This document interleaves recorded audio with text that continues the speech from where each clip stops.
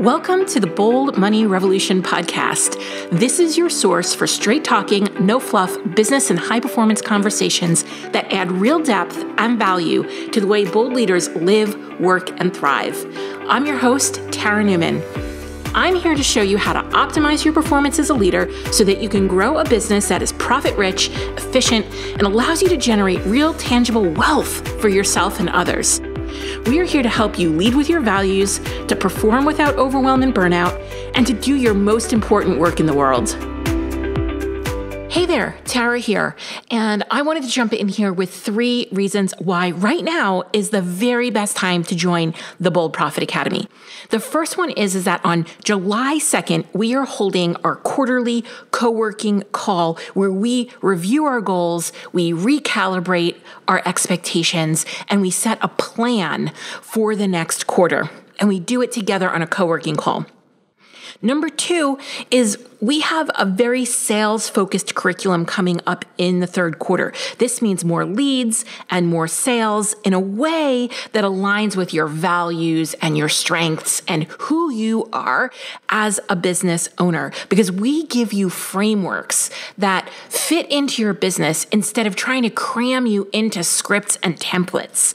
And the third reason is on July 15th, our price is going up. So now is the best time for you to join us in the Bold Profit Academy.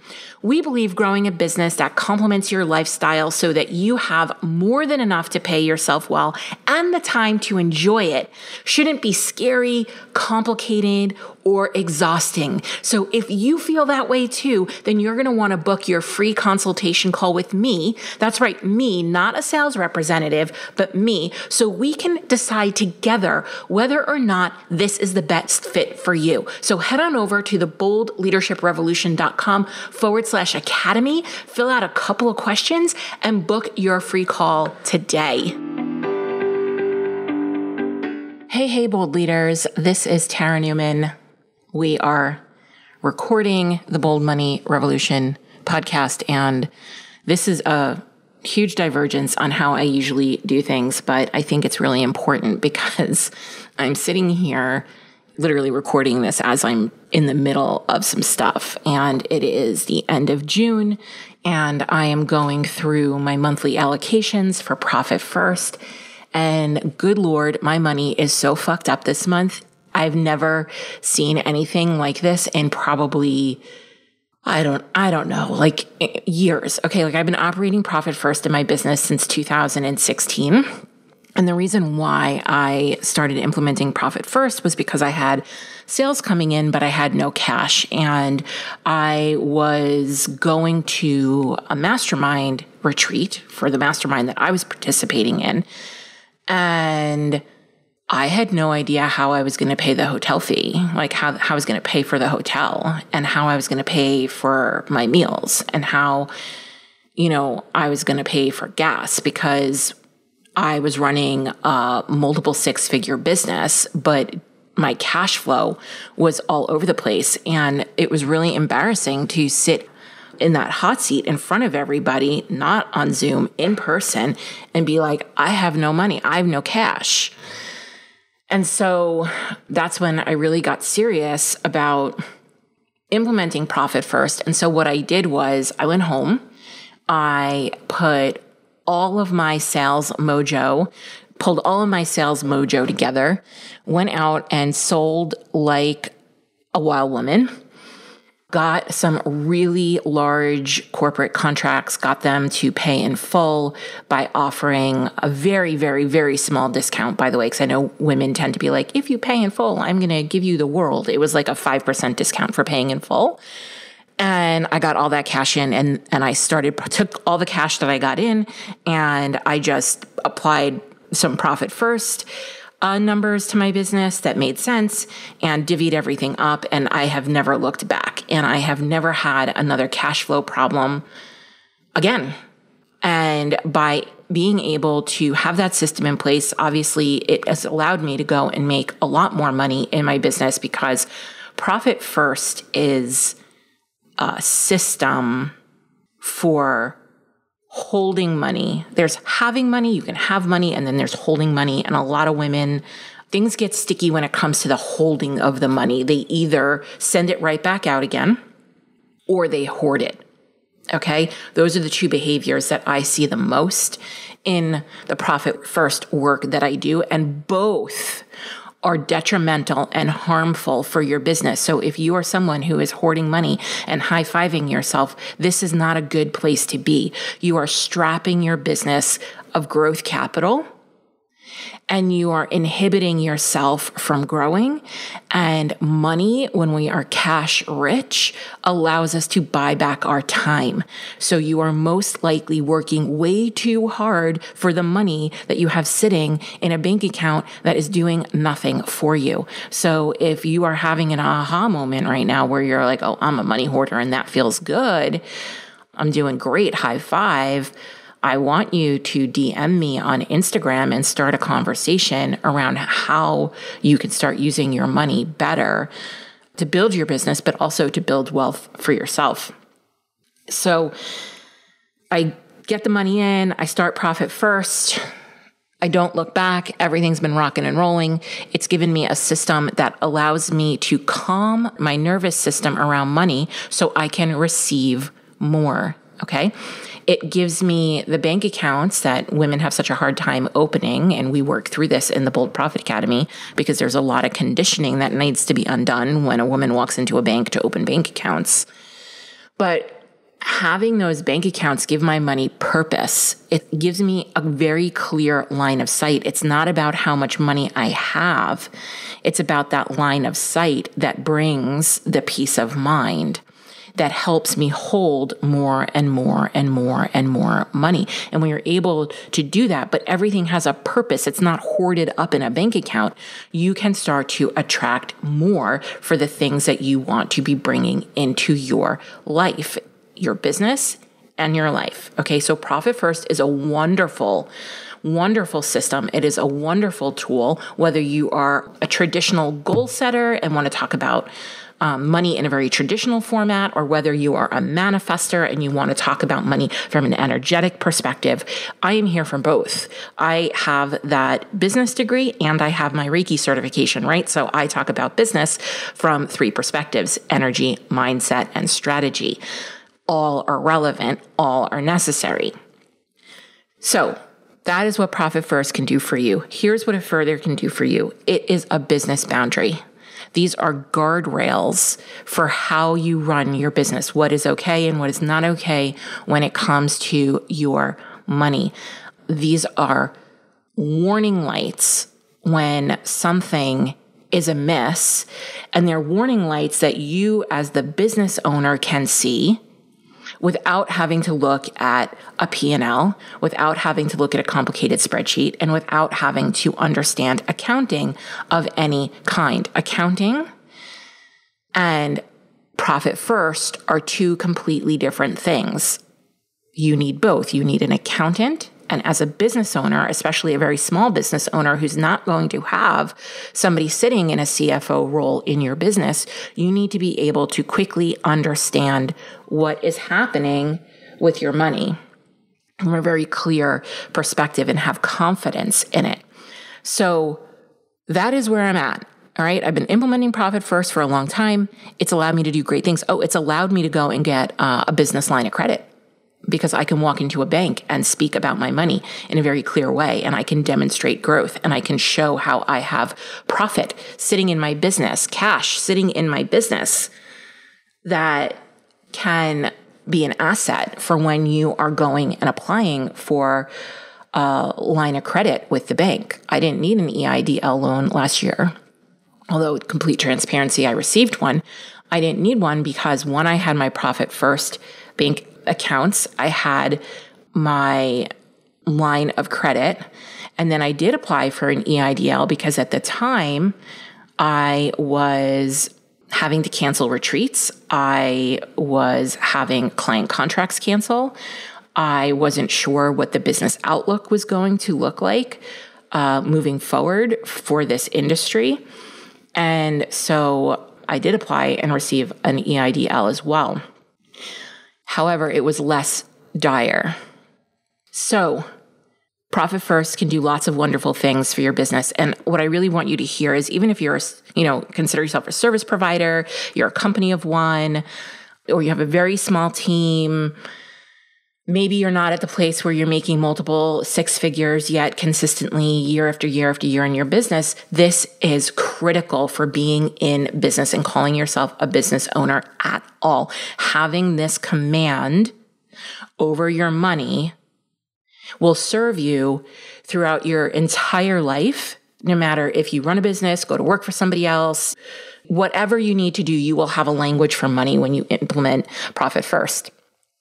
And it opens up so many doors and so many ways of thinking about money differently. But let's talk about how I so deeply got screwed up this month with my money. And then I'm going to talk about how I'm getting out of it, which I'm not quite out of it yet. I'm actually sitting down with my money right now, and I stopped and I said, okay, I need to be transparent and I need to share this because everybody likes to talk about how much money they're making online. Everybody likes to talk about their income reports, which, by the way, do not publish an income report. Okay? This is not smart business from an IRS perspective, from a legal perspective, to be putting your numbers out into the world in that level of transparency. I know that everybody loves it. It's very voyeuristic. People market that way. Look how much money I'm making. You can make this too. This is actually, from a business perspective, not bright. And if you're listening to this and you do it and you consider me and you consider what I just said a judgment, please don't. This is advice. Not an attorney, not an accountant, but in business a long time, I just don't think this is a great practice. I think it's dangerous. 99% of the time you're going to be okay, fine. But like that 1%, especially if you have employees working for you and you're talking about like how much you pay in salary and people can figure out, and now you're talking about their salaries, like this is not good practice. Okay. So I'm just putting that out there. So this is my contribution to the world of small business and being transparent and talking about money in the absence of giving you an income report. So let me set this up.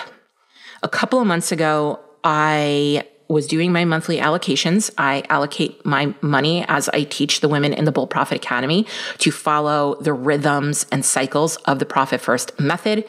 You will either be working toward, because I know this takes a long time, it's taken me a long time to get to this place, working toward allocating your money twice a month, usually on the 10th and the 25th. So you transfer your money from your revenue account to your other accounts on the 10th and the 25th. If you're not up to date, if you're not up to speed on Profit First, it's okay. Just take away from this conversation the essence of what I'm saying, not the details of the system. So I have gotten to the point where I am transferring my money once a month. And that is a huge win for me because I've had anxiety, and my anxiety manifests in moving my money around from account to account. Like, this is a whole thing I talk about in the Bold Profit Academy. So if you want to know more about that, or if you are experiencing the same thing, I want you to come join us in the Bold Profit Academy because these are the things we talk about. So I move my money once a month, which is great because I think on average it takes me 2 hours a month to manage my money, which is a huge time savings. Right. And so, I don't know, back in February, March timeframe, I'm allocating my money, and I don't have as much money as I think I'm supposed to have. And we're just starting the year. We're starting some new payment plans with the mastermind. I have a person in the mastermind who's on a quarterly payment plan. I will never do that again. Don't ever ask me for a quarterly payment plan. And so I'm like, okay, I don't have as much money as I think that I'm allocating, that I'm supposed to have, but it could be that I have it's this quarterly payment plan. It could be timing of payments. By the way, the timing of your payments make a difference. They matter. We actually didn't do the best job this year in setting up our payments to that point. So we are having some hiccups. And so I was like, okay, maybe I'm just having some hiccups. Next month 2 now, I'm looking at it and I go, gee, I just don't have the money I thought I was going to have in my revenue account as I'm allocating this. This is curious to me. What's going on? And I message the two people on my team who help me between chasing in payments and my CFO, Josh. And they come back and they're like, it's the timing of the payments. Remember, like we didn't do this well. It's the timing of the payments. So, okay, fine. It's the timing of the payments. Are you sure that we have all the payments coming in that are supposed to come in? Because we have a system for tracking payments coming in. 2 systems, actually. Yeah, okay, it's timing of the payments. Great. Next month, I'm like, wow. Every month I'm bringing in new revenue, and I get here and I'm like, I don't really have the cash I'm supposed to have.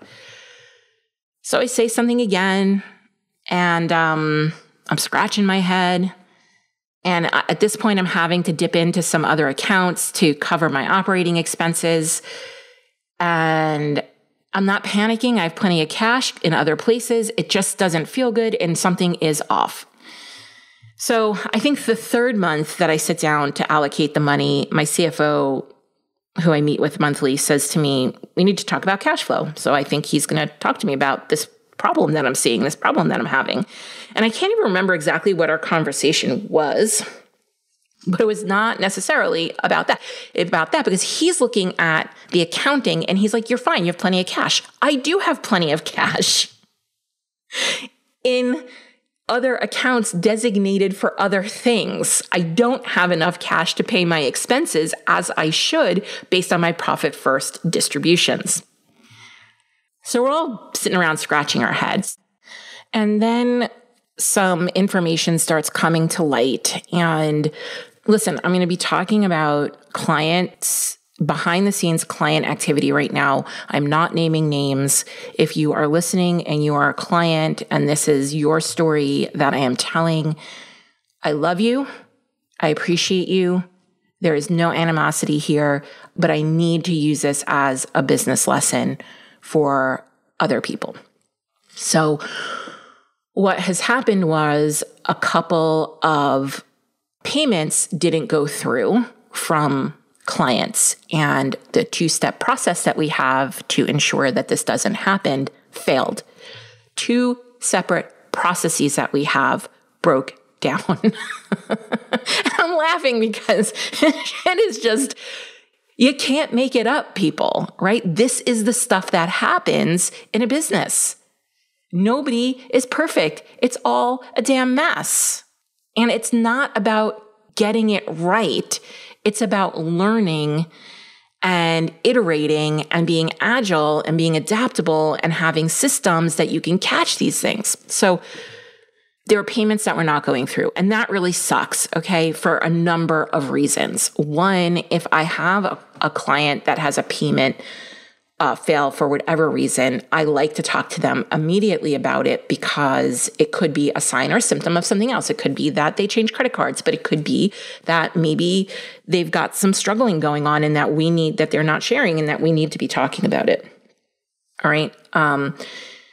Also, if you are a client of someone's and you are a business coach specifically, and you are having money issues that are going to prevent you from paying that invoice, talk about it, because you need support. You need to take responsibility. This is a 2-way street. It doesn't feel good for you, but I'm going to tell you on my end, it totally fouls shit up, right? So the time that I've had to put into fixing some things, the time my team has spent going through things and having conversations with people has now cost me money, right? So fixing this error that I made, that my team made, and I'm responsible for my team, but also that the client didn't catch on their end, is a costly mistake. Mistakes cost money, all right? And if you're someone who gets upset about that, I want you to hear that I'm saying this very neutrally. Mistakes cost money. You will make mistakes. You will make mistakes that cost money. You will make mistakes that cost a lot of money. You will make mistakes that impact other people. You will make mistakes that you have to take responsibility for. You will make mistakes that you have to be accountable for. right? My team was responsible for these processes. I'm responsible for the team. This isn't my team's fault. This is my fault. All right. And so we realized we weren't collecting payments in the way that we were supposed to be collecting payments. And that has had a tremendous impact on my cash flow this month. And I am sitting here right now and I'm trying to figure out what exactly I have coming in and what exactly I have going out and where it's going. Because here's another thing. So I have contracts with people that I need to pay.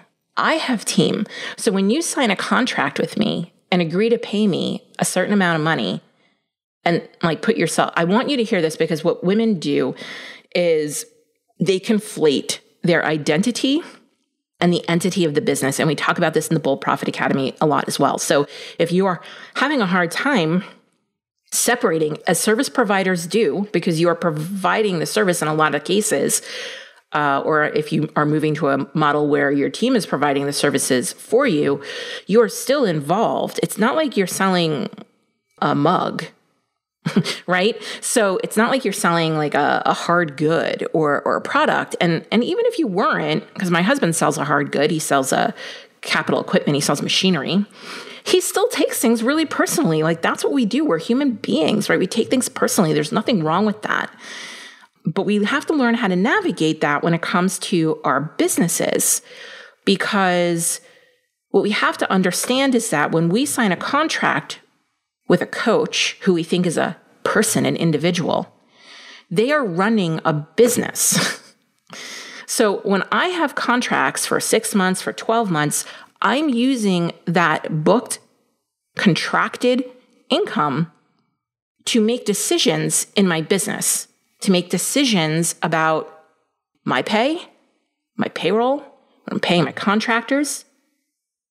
And my whole purpose here is to create jobs for people, to create roles where people can come and do their most important work and have it valued by a CEO and to earn a living that supports their family. So when I have a team, even though they're contractors and they're not my employees, I think of them in that way. I'm concerned. So I'm concerned for their ability to make a living. I'm concerned with their ability to provide for their families. I get great joy when I pay them and then see them go and do things with their families and know that they're able to do that in part because of what I have paid them. And so when we break contracts, when we default, there is an ecosystem that quakes and rumbles after we do that. All right. So we all have to be very conscious, especially in this small business space, from that perspective as well, because now I don't have money coming in, but I've got contracts that need to get paid on my end. And that money has to come from somewhere. And what made me think of this is my coach's payment usually comes off of a credit card that I have. And we had just held a retreat for our mastermind members, and we had just gotten them gifts. And I wasn't expecting the cost of the gift to be what it was. Again, not the best decision. Happy I did it. Love it. Had the money. It's fine. I just didn't realize where I was in the credit card.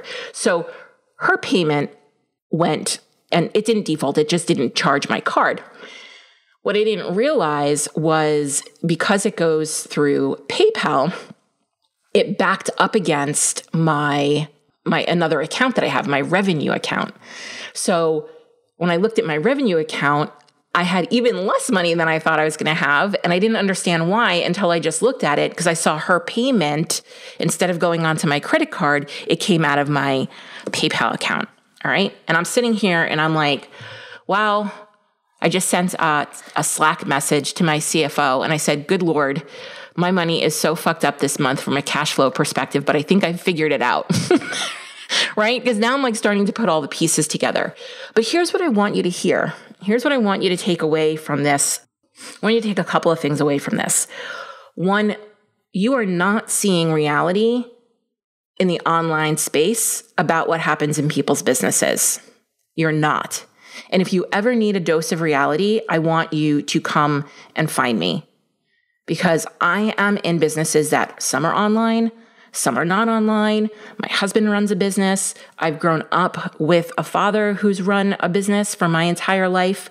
My grandfather had run a business. Dear friends and family members have run businesses. Like, I'm happy to share with you the absolute truths of what it's like to run a business. And this is a huge part of what we also do in the Bold Profit Academy. 2, if you see people putting their income reports online, please don't follow them. That's not a good business practice. It's not safe for you as the business owner to do that. 3, I have been operating Profit First since 2016. I have been working on my money mindset since 2005. That's 16 years. I consider myself an experienced money manager. I love investing in my own brokerage accounts. I love money. And I made a mess. It's okay. This is what we do. So if you're looking at your stuff, we had a woman in the Bold Profit Academy post like that she's cleaning up, Profit First is helping her clean up tax stuff from last year because she did wonderfully, but she didn't save enough for taxes. And Profit First is helping her not only save enough for taxes, but it's helping her now pay the back taxes, right? And she's so embarrassed and she's so ashamed. And I said to her, listen, I've been there. I've done this, right? Like, I've made this mistake. I've had to take a small, what do they call it? A installment plan with the IRS from I think it was my second year in business. It's fine. They're not going to come after you and they're not throwing you in the clink. You just say, oh, so sorry. Give me an installment plan. I'll pay it back. I don't know how it works in other countries, but that's how it works in the US, right? You're never going to get it all right. You're going to make mistakes. Mistakes cost money. Mistakes cost ego. Mistakes, whatever, right? But so I just really want you to hear that even the businesses that you put on pedestals, which you should never do, you should never put a business on a pedestal, you should never put a person on a pedestal, are messy. And I get so many women who are afraid to come into the Bold Profit Academy because they don't want to be seen in that light. They don't want to be seen for like not having it all together, or they think they're further behind. They think they're too far behind and other people are going to be so far ahead. Listen, we are all fucking putting our pants on one leg at a time. Please. If there's one lesson that I have learned over the last 7 years from coaching New York Times bestsellers, from coaching world-renowned oncologists who make millions of dollars and have to lobby for cancer drugs in front of presidents and vice presidents, from everyday business owners running big businesses of $60 to $100 million, to brick and mortar businesses in the $10 to $15 million range, to businesses just crossing that $1 million mark, to women just starting their businesses. We are all putting our pants on one leg at a time. No matter how much expertise you have, no matter how fucking important you think you are, do not take yourself so seriously. Don't let that stop you from asking for help and getting the support you need wherever you are. I tell the women in the Bold Profit Academy all the time, there is no behind. This is not a race. We all go at our own pace. We all take away from the curriculum and the trainings and the office hours and the co-working calls and the community environment. We all take something away. We all learn something, even me. Even me. My favorite people to learn from are you, all of you. That's who I love to learn from. Not some guru, not some influencer, but you, the everyday amazing human being that you are, with your passions and your service on your heart, wanting to do your most important work in the world and make your dream income and do it without becoming a burned out shell of a human being, right? And it starts here. It starts with things like Profit First, putting boundaries around our businesses, using Profit First, having a system that helps you calm your nervous system, that allows you to have guardrails and to see things in your business. Because if I wasn't getting these warning lights, can you imagine if I went all year like this? It could put someone out of business. It's a big deal. And it's interesting because I had a conversation with my CFO, Josh Kreitzman. He's been on this podcast. He's a dear friend of mine. I see him every weekend. We work out together in my garage. And he said to me, he said, I'm sorry, like I accountant-splained you. And you knew what was going on.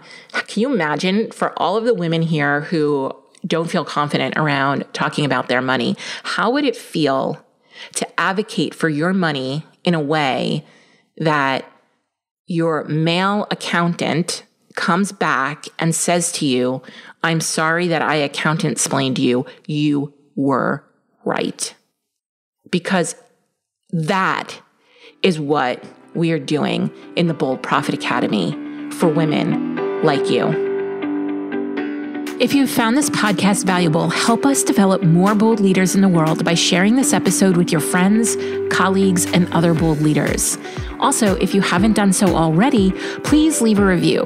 I consider reviews like podcast currency, and it's the one thing you can do to help us out here at the Bold Leadership Revolution HQ. We would be so grateful for it.